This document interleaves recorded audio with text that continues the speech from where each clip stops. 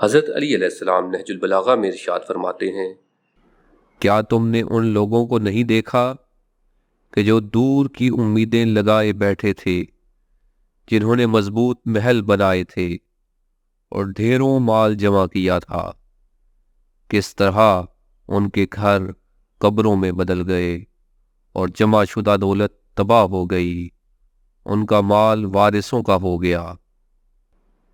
مال نفسانی خواہشوں کا سرچشمہ ہے۔ اے لوگو، مجھے تمہارے بارے میں سب سے زیادہ دو باتوں کا ڈر ہے، ایک خواہشوں کی پیروی اور دوسرے امیدوں کا پھیلاؤ۔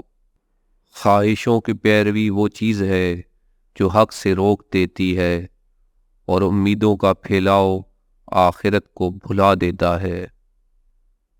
جس کی نظر میں خود اپنے نفس کی عزت ہوگی، وہ اپنی نفسانی خواہشات کو اہمیت نہیں دے گا۔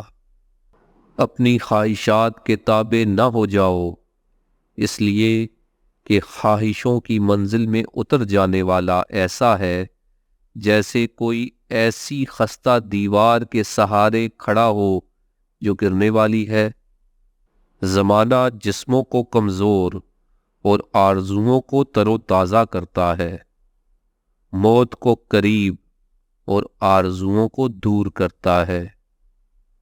جو زمانے سے کچھ پا لیتا ہے وہ بھی رنج سہتا ہے، اور جو کچھ کھو دیتا ہے وہ تو دکھ جھیلتا ہی ہے۔ بہت سے لوگ ایسی چیزوں کے لیے کوشش کرتے ہیں جو ان کے لیے نقصان دہ ہوتی ہیں۔ جو کوئی حرص کا لباس پہنتا ہے وہ ہمیشہ محتاج رہتا ہے۔ حرص آدمی کی قدر گھٹاتی ہے اور اس کے رزق کو کچھ بڑھاتی نہیں۔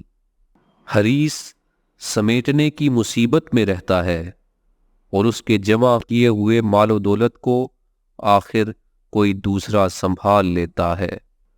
تعجب ہے اس شخص پر جو اس بات کو جانتا ہے کہ اللہ ہی روزی دیتا ہے، وہ اسے مقرر فرما چکا ہے، اور اس کی کوشش سے مقررہ مقدار میں ذرہ بھر زیادتی نہیں ہو سکتی، تو پھر وہ اس کی طلب میں حریص اور شب و روز میں تکلیف کیوں اٹھا رہا ہے؟ مجھے تعجب ہے بخیل پر کہ وہ جس فقر و ناداری سے بھاگنا چاہتا ہے اس کی طرف تیزی سے بڑھتا ہے، اور جس ثروت و خوشحالی کا طالب ہوتا ہے وہی اس کے ہاتھ سے نکل جاتی ہے۔ وہ دنیا میں فقیروں جیسی زندگی بسر کرتا ہے، اور آخرت میں دولت مندوں جیسا اس کا حساب ہوگا۔